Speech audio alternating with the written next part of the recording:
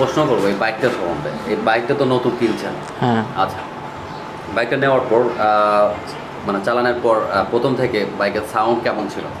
প্রথম থেকে সাউন্ড সুন্দর ছিল, বাট ইঞ্জিন গরম হলে একটু ছেড় আওয়াজ করতো। আচ্ছা। তো সেই ক্ষেত্রে আমি না বুঝে মানে এলাকার মধ্যে একটা লোকাল শপে নিয়ে গেছি, মানে সার্ভিসিং সেন্টার। ওনারা বলছে যে ট্যাবিটটা একটু মিলাইলে হয়তো ঠিক হয়ে যেতে পারে। সেই ক্ষেত্রে আমি ওনাদের বিশ্বাস করে দিয়েছিলাম। আচ্ছা। তো ওনারা মানে ট্যাবিটটা ঠিক মতো মিলাইতে পারে না। তারপর থেকে কম প্রেশার গাড়ির কত কিলোতে করা ছিল? 2200 কিলোতে ট্যাবিটটা অ্যাডজাস্ট করছে। হ্যাঁ। তো এই বাইকটার যেহেতু আপনি ওই শুরু থেকে যা বলছেন, এখন আমি ওইটুক 2000 কিলো মতো বলে দিই ক্লিয়ার। এই বাইকগুলো হচ্ছে যখন একটা ফিটিং থাকে, নর্মালি টেবিলগুলো লুজ করা থাকে, যেটা কেন ব্রেকিং পিরিয়ড মানতে বলে যে 2000 বা 4000 এরকম টাইম একটা থাকে, যে এই জিনিসগুলো অটোমেটিকলি সেট হয়ে যাবে। একটা ফ্রি প্লে থাকে বাইকগুলোতে। তো অনেকেই সাউন্ডগুলো নিয়ে বেশি খুঁতখুত করে, যার ফলে নিজেরাই আসলে নিজেদের কারণেই আসলে ধরাগুলো খায়। এই জন্যই আসলে সবার ভিউয়ার্স, আপনাদের হচ্ছে এই ভিডিওটা করা হচ্ছে আপনাদের মানে জিনিসটা সতর্ক করে দেওয়া হচ্ছে যে এইরকম এই বাইকের মতো যেন আপনাদের না হয়, সেই জন্য ভিডিওটা করতেছি এবং ওনার সাথে কথা বলতেছি, ওনার সাথে শেয়ার কথাগুলো শুনে নিব। আর আপনারা শুনতে থাকুন কথাগুলো, তাহলে খুব স্পষ্ট বুঝতে পারবেন আমাদের কথাগুলো। আমি ওনার সাথে কথা বলব। 2200 বাইকটা সাউন্ডে খারাপ, ওনার গরম হওয়ার পর চেঁচাচেঁচ করে। হ্যাঁ, এটা করবে। একটা বাইক যখন গরম হয়, ওভারই হিট হয়ে যায়, তখন আপনার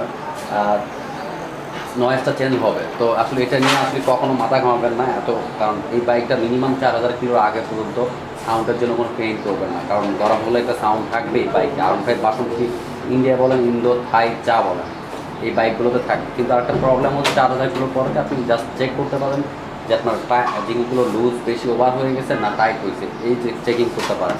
কিন্তু করলেও আপনার জায়গা মতো বুঝে, সেখানে ভালো বুঝে সেখান থেকে কাজ করবেন। আপনার কনফিডেন্স দেবে যে ভাই হ্যাঁ, এটা কোনো ব্যাপার হলো, টেবিল অ্যাডজাস্ট করা, গ্যাস মেস সব আছে। ব্যাপার হচ্ছে কি, সব কিছু থাকার পরও এখানে ওই ফ্রি প্লেটাই বলছে না, যে টেবিল অ্যাডজাস্ট করতে হয়, যে ফ্রি প্লেটা বুঝতে হয়। এটা টাইট করে যদি আমি গ্যাসটা বার করি, যখন অ্যাডজাস্ট করবো, গ্যাসটা যদি আমি টাই না বার করি, এটাকে বলা হয় না। তাহলে সমান হবে না। আপনি মাপ দিচ্ছেন 10 থাকবে না, তখন বলে 8 চলে যাবে, 2 কোল সরাই গেল, চোরে টান দিয়ে বার করছেন। গ্যাসের মাপটা হবে সফটলি, আমি গ্যাস দুইটাকে ক্লিয়ার করবো, টান দিব হালকা, সফটলি বের হবে। এটাকে পারফেক্ট মাপ, এইভাবে আসলে কাজটা করতে হয়। আর যারা গ্যাস ব্যবহার করেন, আমার ভিডিওগুলো দেখেন, আপনারা ফলো করেন, এইভাবে কাজ করেন, তাদেরকে একটু বলে দিই, গ্যাসটা যখন বার করবেন সফটলি যেন দুটা টেবিলের মধ্যে মাঝখানে দিবেন, যখন সফটলি যেন বের হয়, তাহলে আর এই সমস্যাগুলো হবে না। বাইকের সব থেকে বেশি ওভারহিট হয়। আচ্ছা, সব থেকে বেশি প্রথম স্টেপে এই গাড়িটা ফ্যান চলবে। আমি কথাগুলো বলে নিই, একটা নতুন বাইক কীভাবে আপনার এই জিনিসগুলো ম্যানেজ করবেন সেটা বলে দিই ভিডিওটার মধ্যে, তারপরে আমি ওর সাথে কথা বলতেছি। এই বাইকগুলোর ভিতরে হচ্ছে আপনার ফ্যানটা ঘুরতে থাকবে, গরম হবে, বিভিন্ন ধরনের এই ধরনের আসবে। এটা কোনো পেন নেওয়ার কিছু নাই, জাস্ট আপনি মোবিল ফিল্টার আর কুলেন্টটা, তিনটে জিনিস ঠিক রাখবেন, দেখবেন, কেয়ার করবেন, অ্যানাফ। মিনিমাম 2000 কিলো পার হওয়ার পর একটা স্টেপে যাবে, অনেকটা গাড়ি হালকা হবে। গাড়ি যদি টানতে পারবেন, স্লো করে ধরে আপনি স্পিড উঠতে দেন, নো প্রবলেম। হ্যাসকে টানবেন না, খিচাবেন না, ফার্স্ট টাইম। এটা হচ্ছে বড় কিছু। এই সাউন্ডগুলো নষ্ট হওয়ার কারণগুলো এগুলো থাকে। এগুলো চালাইলেন এই অবস্থায় 1200 কিলো চালাইছেন। তো আপনি গাড়ি টেপটা অ্যাডজাস্ট করার পরে কেমন ছিল বাইকটা? স্মুথ, মানে সাউন্ড খুব ভালো ছিল এরকম? না, সাউন্ড ওই রকম আগের মতো নাই। আর আগের যে একটা গাড়ির ফ্রি ছিল, ওই জিনিসটা কি হারাই গেছে না বাইকে? মানে কম্প্রেসার কমে গেছে, টপ স্পিড কমে গেছে, কম্প্রেসার কমে গেছে, আপনি বুঝতে পারছেন? হ্যাঁ, রেডি পিকআপ কমে গেছে, আর গাড়ি ইঞ্জিন ওভারহিট হইতেছে। ইঞ্জিন ওভারহিট হচ্ছে, তার মানে আপনি এটা নিয়ে 1200 কিলো পর্যন্ত চালাইছেন। এটা নিয়ে কি আর কোথাও মানে ঘাটছেন না? আমার বাদে না, এর আগে আমি আপনার কাছে মানে আসছি, তারপরে মানে আমার খোঁজটা কেমনে পেলাম? ভিডিও দেখে আর কি, ইউটিউবে ব্লগ দেখে। আচ্ছা, উনি হচ্ছে আসলে আমার লিঙ্কটা পাইছে। আমার কাছে আসলে একটা বাইকের যদিও খারাপ অবস্থা থাকে, ওটাকেও চেষ্টা করি এটাকে আগের মতো ক্লিয়ার আনার জন্য। তো আমার কাছে আসছে ওনার সকালটা ভালো বাইকের জন্য। তো আমি এখানে যেহেতু গাড়িটা খুলছি নতুন, গাড়িটা খোলাও শেষ, আমি খুলে রাখছি, আমি দেখাবো আপনাদের ওই জিনিসগুলো। তো কী করছে না করছে আমি ডিটেলস আপনাদেরকে। আপনি যেটা বললেন যে আপনার টেবিলের মাপ দেওয়া ছিল 8-15, এই বাইকের 8 দেওয়া যাবে না, কারণ এই বাইকে হয়তো ক্যামটা নষ্ট হবে, ভ্যালভগুলো নষ্ট হবে, এই ধরনের প্রবলেমগুলো আসবে। ওই জিনিসগুলো আর কখনো ফিরে পাওয়া যায় না, আগের মতো পারফেক্ট জীবনও আসবে না। চাপ দিয়ে রাখলে এটা কোনো বড় একটা সমস্যা, যখন এগুলো চাপায় দেয়। তো এটা একটা প্রবলেমের কারণ। আর একটা বিষয় যেটা হচ্ছে, এখন আপনার বাইকে যেটা পাইলাম আপনি বললেন যে আমার ইনটেক দিছে হচ্ছে 8 আর এক্সেস দিছে 15। কিন্তু আপনার বাইকে যেটা পাইছি এখন, ইনটেকই হচ্ছে 10, আপনার অ্যাডজাস্ট আছে এখন 8।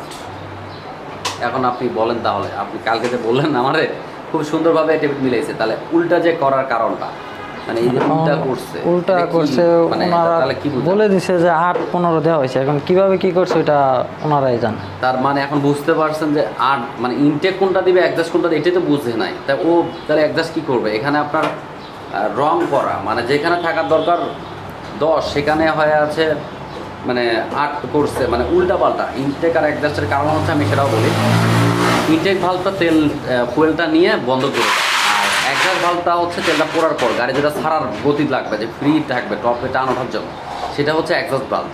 আর সেই ভালভটা যদি ক্লিয়ারেন্স যদি ঠিক না থাকে গাড়ি ভাগবে না, গাড়িও ভাগবে না, রেডি করে থাকবে না, গরম হবে, এই ধরনের সমস্যাগুলো হবে। সেটা আপনার বাইকে পাইছি আমি এখন। তো যাই হোক, কাজগুলো করি, পারফেক্টলি কাজ করি, এবং ওনার সাথে আবারও লাস্টে কথা হবে গাড়িটা চালার পর। ওনার যদি স্যাটিসফাই ওই কথাগুলো শুনবো, আর ভিডিওটা দেখতে থাকুন। আর এটা এখানে যে অ্যাডজাস্টগুলো করবো সেটাও দেখতে থাকুন, কী কী অবস্থা আছে সেটাও জানাচ্ছি এবং দেখাচ্ছি। ভিডিওটা ফুললি দেখবেন, আর অবশ্যই লাইক দিবেন, শেয়ার করবেন, সাবস্ক্রাইব করবেন।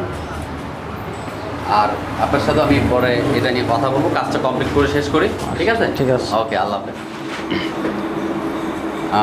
আপনাদের যে কথা বলছিলাম যে যে এই ভ্যালভ এই দুটারে বলা হচ্ছে অ্যাডজাস্ট, আর ওপরে যে ভ্যালভ আছে এটাকে বলা হয় ইনটেক। ইনটেকে যেটা দেওয়ার কথা সেটা না দিয়ে অ্যাডজাস্টে সেই মানে মাপটা করছে, যার ফলে গাড়িটা আর ভাগতেছে না। মানে দেখতে গেলে গাড়িটা মনে হয় কম্প্রেসার নাই, এই হচ্ছে অবস্থা বাইকের। এরপরে বাইকের সাউন্ড আরও খারাপ, গাড়ি হিট হচ্ছে, অনেক প্রবলেম। এই গ্যাসটাই দেখে ঢোকে না, যে মাপটা থাকা দরকার সেটাই নাই। এই গ্যাসটা ঢোকার কথা ইজিলি, এই গ্যাসটা ঢুকতেছে না, তার মানে বুঝতে এটা কোনো গ্যাভই রাখে নেই। তো ইনটেক অ্যাডজাস্ট এটাই বোঝে না এটা কত রাখতে হবে, এটা কত রাখতে হবে, সব উল্টা পাল্টা করে রাখছে। তো এই উল্টা পাল্টার কারণগুলোতে আপনার ক্যাম্পটা হালকা স্পট পড়ছে, র্যাক পড়ে গেছে। আশা করি এগুলো ক্লিয়ার করার পরে যে একটু ডাউন হালকা হয়েছে, এটা ক্লিয়ার হয়ে যাবে, টেনশনে কিছু নাই। এরপরে 1200 চালাইছে, অত মানে লং ট্যুর দিলে একটু খারাপ অবস্থা ছিল, বেশি দূরেও যায় বা ওইভাবে চালাতে পারেনি, বা গাড়ির ভিতরে ভয় যেহেতু। তো যাই হোক, আমি এই দুটাকে অ্যাডজাস্ট করবো। আগে বলছি এই দুটো হচ্ছে অ্যাডজাস্ট ভালভ, আর এই দুটো হচ্ছে ইনটেক। তো এটাকে এখন ছেড়ে দিব। আসলে আমার কাছে যে আমি কেন এই ভিডিওগুলো কেন বারবার যাচ্ছে, আমার কি করব, আমার কাছে এগুলো আসতেছে প্রবলেম। আর সব থেকে মানে এই প্রবলেমগুলো বেশি আসতেছে, একটাই কারণ, সাউন্ড ঠিক করতে যায় হয়তো কেউ টাইট করতেছে, কেউ লুজ করতেছে, মানে এই হচ্ছে অবস্থাগুলো। একজ্যাক্টলি মাপ একটা কাজ করবে, সেই কাজগুলো করতে পারছে না। এখানে আসলে যারা বাইক চালায় তারাও আসলে মানে একটু সমস্যা, কারণ তারাও সাউন্ড নিয়ে পেইন নেয়। এই বাইকগুলোর হচ্ছে একটু গরম হলে সাউন্ড একটু উইড থাকবে, আর ঠান্ডা হলে স্মুথ হয়ে যায় অটো। ইয়ামাহা গাড়ির সিস্টেমই এটা নিয়ে আসলে গাড়ির দুধ দিয়ে লাভ নাই। মাই গড, এটা পেঁয়াজ কী করছে, এটা জাম কে?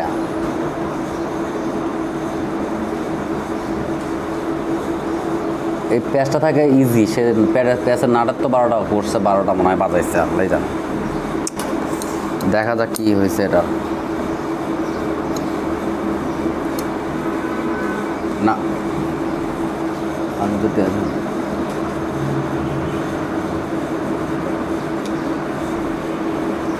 ওই নাটটা টাইট দিতে একটু প্রবলেম করে ফেলছে, বেশি খিচায় টাইট দিছে, যার ফলে ওই এই নাটটা দেখতে পাচ্ছেন। দেখেন, এটা করে টান দিলে বের হচ্ছে না। হ্যাঁ, ওই পাশে যে ভ্যালভটা আছে ওইটা কোনো ইজি, এটা কোনো টাইট হয়ে গেছে। আমি যদি এটা এইভাবে বের করি তাহলে কোনো মাপের কোনো মিল থাকবে না। জাস্ট মানে এটা আসলে একবার এক চান্সে হয় না, কারণ এটাকে খুবই ঠান্ডা মাথায় করতে হবে, এবং বাইক খুব ঠান্ডা করতে হবে, তারপর অ্যাডজাস্ট করতে হয় এই জিনিসগুলো। এটা কোন ক্লিয়ার হয়নি, এটাই দেখাচ্ছি যে এই জিনিসগুলো অ্যাডজাস্ট করতে গেলে এই যে ফ্রিটা লাগবে, এটা লাগবে। এত জাম হলে হবে না। এই যে গেজ দেখেন ব্যাকা হয়ে যাচ্ছে, তার মানে জাম। এরকম সফটলি বের হতে হবে, তাহলে বুঝবেন।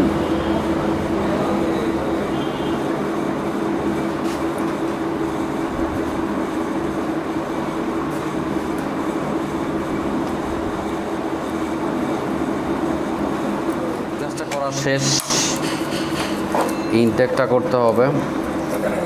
তো আমার যারা আমার ভিডিওগুলো দেখেন, তো আপনারা, আমি আমারটা স্ট্রেট ফরওয়ার্ড সব কিছু আমি আপনাদেরকে দেখাই।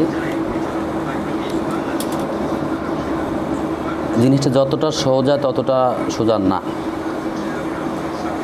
কিন্তু আপনার জানা থাকলে আপনার কাছে জানা থাকলে এটা কিছুই না, আর যদি না জানেন এটার ওইভাবে না বোঝেন তাহলে এটা আপনার কাছে অনেক কিছু। যাই হোক, এটার এক্সজস্ট ভ্যালভ কমপ্লিট করা শেষ, ইন্টারকো কমপ্লিট করা শেষ। এরপর এটা কমপ্লিট করব, সাউন্ড শোনাবো এবং ট্রেনে দেখবো, তারপর বাইকের কী অবস্থা আসে শেয়ার করবো সব কিছু। এই 1200 কিলো চলছে এই অবস্থায়। এক্সজস্ট ভ্যালভ টাইট ছিল অনেক, যেটা থাকার কথা উপরে থাকার কথা সেটা নিচে দিয়ে দিছে, যার ফলে হচ্ছে আপনার এই বাইক দৌড়াচ্ছিল না এবং গরম হচ্ছে এবং গাড়ি ফ্রি না। অ্যাক্সেলারেশন ক্যাবেল এগুলো সব কিছু জাম ছিল, অ্যাক্সেলারেশন টোটাল রেসপন্স ভালো ছিল না। তো যাই হোক, মানে এরকম কোথাও কাজ করার আগে চিন্তা ভাবনা করে তারপর করি আমি। এটাই হচ্ছে আমার কাছে আপনাদের কাছে শেয়ার করলাম। দেখতে থাকুন ভিডিওটা।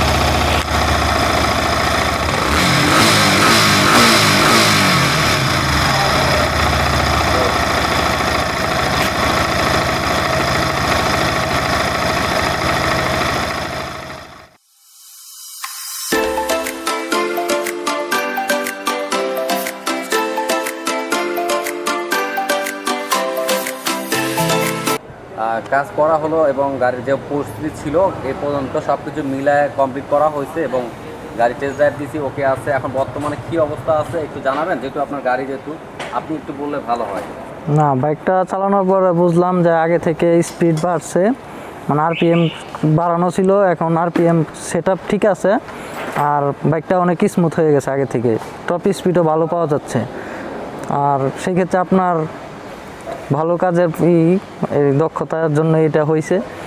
আপনার চ্যানেলের পক্ষ থেকে সবাই ধন্যবাদ, যে আপনার কাছে যাতে আসে কোনো প্রবলেম থাকলে কারো, মানে আপনার কাছে যাতে আইসা পরামর্শ নেয় আর কি।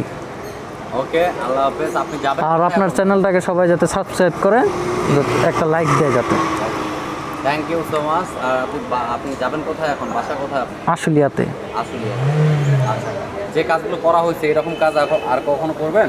না না, এই লোকাল কোনো গ্যারেজে আর দেখাবো না। আচ্ছা, তাহলে মানে যারা ভিউয়ার্স, যারা R15 ভার্সন 3 গাড়ি চালায় তাদের জন্য কিছু বলবেন, যে তারা যেন এই ধরনের কাজ না করে, আপনার মতো না হয়। হ্যাঁ, প্রথমেই তাদের বলবো যে নতুন গাড়ি একটু সাউন্ডে ছেড় করবই, কিন্তু তারা যেন কোনো না হইয়া মানে ঠিক মতো চালাইতে থাকে। সেই ক্ষেত্রে যদি চালানোর পর তারপর যদি কোনো সমস্যা থাকে তাহলে আপনার কাছে যাতে আসে আর কি, সলিউশন পাইতে। যাই হোক, অসংখ্য ধন্যবাদ। আপনি অনেক যেহেতু কাস্টমার ভিউয়ার্স যারা আছে তাদের সাথে আসলে মানে কথাগুলো তারা শুনতে চায়, আপনাদের কথাগুলো শুনলে হয়তো তারা বুঝতে পারে যে আসলে কাজের অবস্থাটা কী হয় বা না হয়। এই জন্যই দরকার ছিল, এই জন্য আপনার সাথে কথা বললাম এবং শেয়ার করলাম ভিউয়ার্স আপনাদের সাথেও। আর অবশ্যই চ্যানেলটা লাইক দিবেন, শেয়ার করবেন, সাবস্ক্রাইব করবেন। আল্লাহ হাফেজ। আল্লাহ।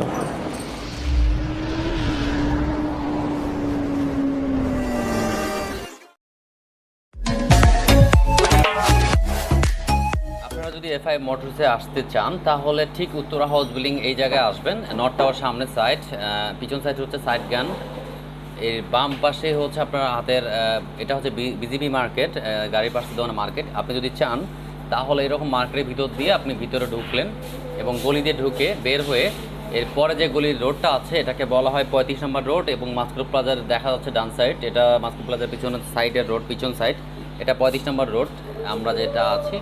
এখন আমি ঢুকতেছি সেক্টরের ভিতরে, আমরা যাব হচ্ছে 33 নম্বর রোডে, ওই রোডে গেলেই পেয়ে যাবেন দোকানটা। তাই দেখাচ্ছি আপনাদেরকে, সামনে যে মোটরটা থাকবে সেটা হচ্ছে 34 নম্বর রোড, 4 রাস্তার মোটর যেটা পাবেন এটা 34, এটা 34 নম্বর রোড। আর দুই পাশেই, আর সামনে আমি সোজা যাব, ডানে বামে ঢুকবেন না। এরপরে যে সোজা যাওয়ার পর আপনি কিভাবে এফআই মোটরসে আসতে পারবেন, ঠিক সামনে আশেপাশে দেখতেই পাচ্ছেন, এর পাশে বাম সাইডে আপনি ঢুকবেন, এটা হচ্ছে 33-এর এ, আর এটা হচ্ছে 33 নম্বর রোডের এ।